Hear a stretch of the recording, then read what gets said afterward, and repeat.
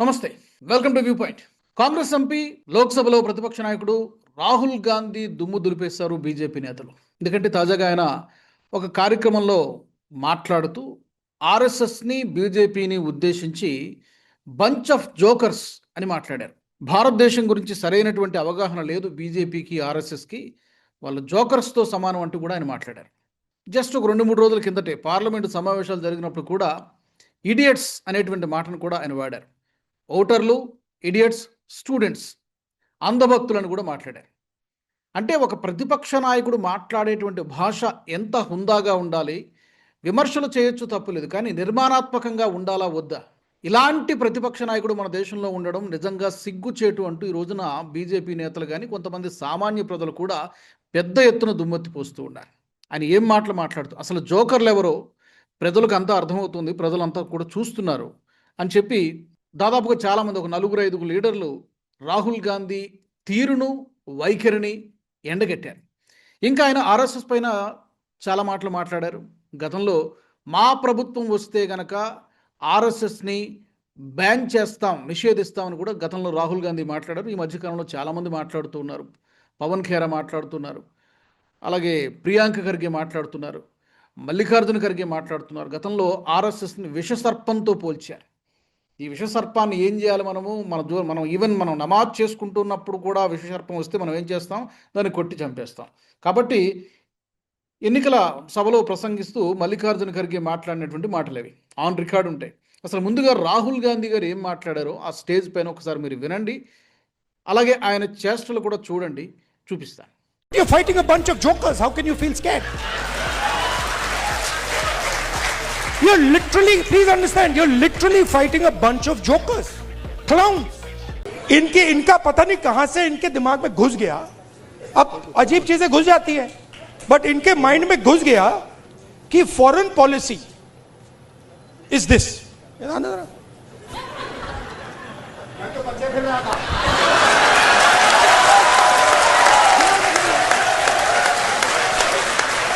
अब पता नहीं किसने डाला, कहां से घुसा कि भाई फॉरेन पॉलिसी का मतलब imagine the ignorance. Foreign policy. एक चीज पूछ सकता हूं? हाँ. मिलनी समझ के तो नहीं पकड़ा था?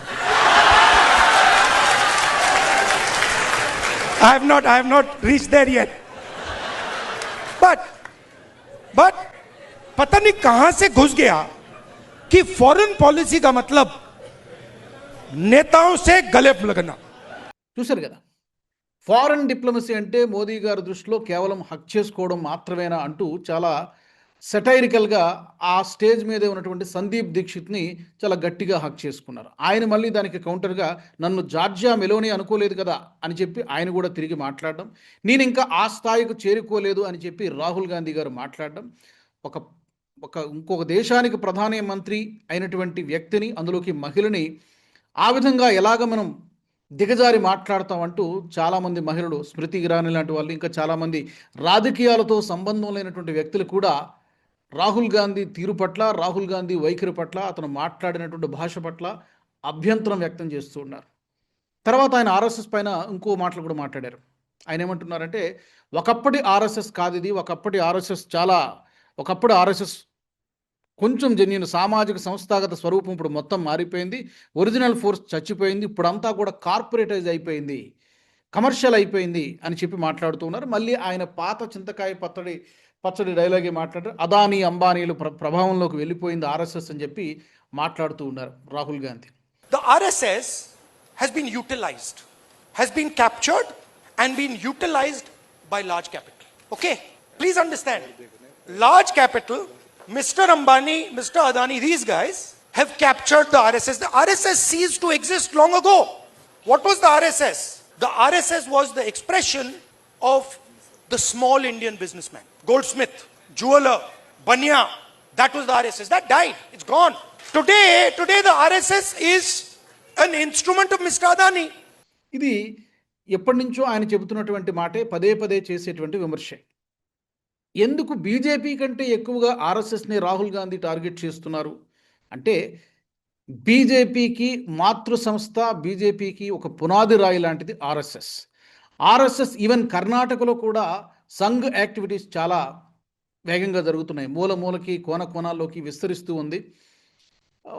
అది కాంగ్రెస్కి చాలా పెద్ద థ్రెటనింగ్ ఫ్యాక్టర్లా కనిపిస్తుంది. అందుకనే కర్ణాటకలో ఆ మధ్య ఆర్ఎస్ఎస్ కార్యకలాపాలపైన నిషేధం విధించాలి, లేకపోతే ఆంక్షలు పెట్టాలని చెప్పి కర్ణాటక ప్రభుత్వం ఒక జీవో తీసుకొచ్చేటువంటి ప్రయత్నం కూడా చేసింది. అయితే కోర్టు మొట్టికాయలు వేయడంతో అది కుదరలేదు. అందుకనే ఎప్పుడు కూడా ఆర్ఎస్ఎస్ పైన అంత విషాన్ని చిమ్ముతూ ఉంటారు కాంగ్రెస్ పార్టీ నాయకులు. అందులోకి రాహుల్ గాంధీ నుంచి మొదలుకొని మిగతా నాయకులు అందరూ కూడా, మల్లికార్జున ఖర్గే, పవన్ ఖేరా, ప్రియాంక ఖర్గే, వీళ్ళందరూ కూడా మేం గనక పవర్లోకి వస్తే మొత్తం బ్యాన్ చేసేస్తామని చెప్పారు. గతంలో 2 సార్లు ప్రయత్నం చేశారు. ఏం జరిగింది? మళ్ళీ రివోక్ చేశారు కదా. కాబట్టి అది అంత ఈజీగా అయ్యేటువంటి విషయం కాదు. ఇంకా ఆయన చాలా మాటలు మాట్లాడారు. అదానీ, అంబానీ, ముఖేష్ అంబానీల గురించి మాట్లాడారు. వీళ్ళందరూ కూడా, ఈ పారిశ్రామికవేత్తలు ఎవరు కూడా కేవలం బీజేపీ పుట్టిస్తే పుట్టుకొచ్చినటువంటి పారిశ్రామికవేత్తలు కాదు. కొన్ని దశాబ్దాలుగా వాళ్ళ దేశంలో వ్యాపారం చేస్తున్నారు. కాంగ్రెస్ పరిపాలనా కాలంలో పుట్టుకొచ్చినటువంటి వ్యాపారవేత్తలు వీళ్ళందరూ కూడా. ప్రభుత్వాలు మారినా కూడా వాళ్ళ సామ్రాజ్యాలు అలాగే ఉంటాయి. అది అదానీ అంబానీ కావచ్చు, రిలయన్స్ కావచ్చు, ఇంకో సంస్థ విప్రో కావచ్చు, ఏదైనా టీసీఎస్ అయినా ఏదైనా కూడా వాళ్ళు ఉంటూనే ఉంటారు. అవకతవకలు ఏదైనా జరిగాయా అనేది మీరు వేలెత్తి చూపించాల్సినటువంటి విషయం. కానీ పారిశ్రామికవేత్త అంటే అదేదో బూతు పదంలాగా, వాళ్ళు ఏదో విలన్లలాగా చూపించడం అనేది సరైనటువంటి పంత కాదు. మరి కాంగ్రెస్ పాలిత రాష్ట్రాల్లో ఈ పెద్ద పెద్ద కంపెనీలు పెట్టుబడులు పెట్టలేదా? మరి అక్కడ మరి పెట్టించకండి, వాళ్ళని వెళ్ళిపోమని చెప్పండి. Is it not hypocrisy? Corporate sector అంటే ఏదో బూతు పదంలాగా చూపించడం అనేది ఈ రోజున చాలామందికి ఒక ఫ్యాషన్ అయిపోయింది.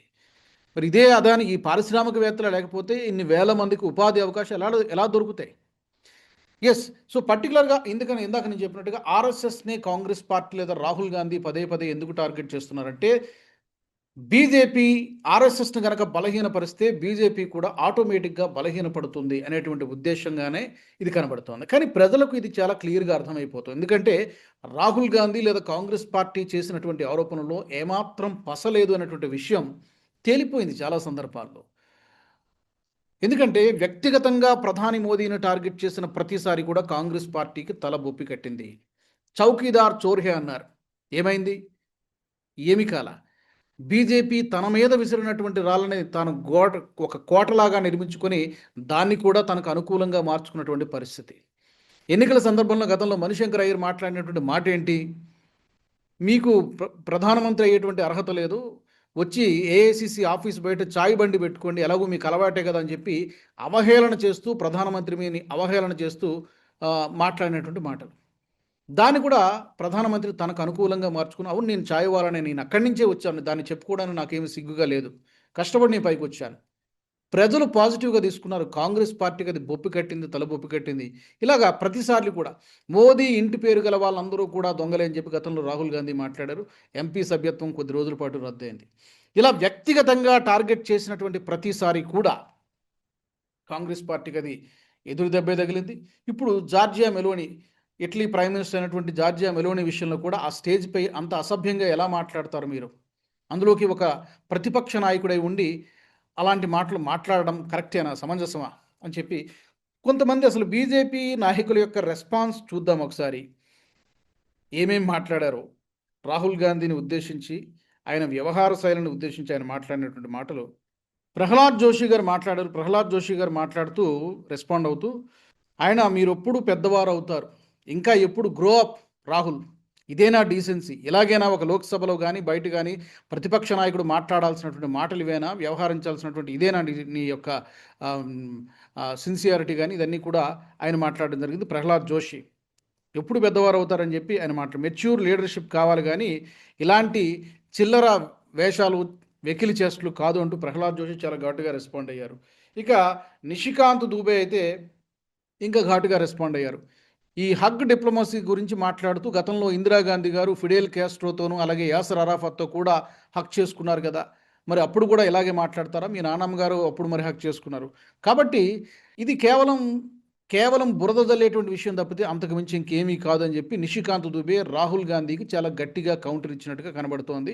ఆ ఫోటోల్ని షేర్ చేస్తూ నిషికాంత్ దుబే ఒక ట్వీట్ కూడా చేశారు. అనురాగ్ ఠాకూర్ ఇంకా గట్టిగా రెస్పాండ్ అయ్యారు. సంస్కారం పెంపకంపై ప్రశ్న అంటే మరి పెంపకం అలా ఉంది అని చెప్పి ఆయన ప్రకారం రాజకీయాల్లో అభిప్రాయ భేదాలు సహజమే, కానీ రాహుల్ ఉపయోగిస్తున్నటువంటి భాష ఆయన యొక్క పెంపకం సంస్కారంపై ప్రశ్నలు తలెత్తేలా చేస్తోంది. పర్టికులర్గా విదేశీ మహిళా నాయకురాల గురించి చేసినటువంటి వ్యాఖ్యల్ని చాలా సీరియస్గా ఖండించారు అనురాగ్ ఠాకూర్. ఇంకా చాలామంది మాట్లాడారు. నిజానికి బీజేపీ జాతీయ అధ్యక్షుడు గతంలో అధ్యక్షుడిగా పనిచేశారు ఆయన మాట్లాడినటువంటిది కూడా ఇలాంటి ప్రతిపక్ష నేతను చూడాల్సి రావడం ఈ దేశ ప్రజలు చేసుకున్నటువంటి దురదృష్టం. ఇంత వరస్ట్ లీడర్ ఆఫ్ అపోజిషన్ని నేను నా కెరీర్లో, నా పొలిటికల్ కెరీర్లోనే చూడలేదు. కాంగ్రెస్కు కూడా రాహుల్ గాంధీని తమ నాయకుడిగా అంగీకరించాల్సి రావడం బాధాకరము.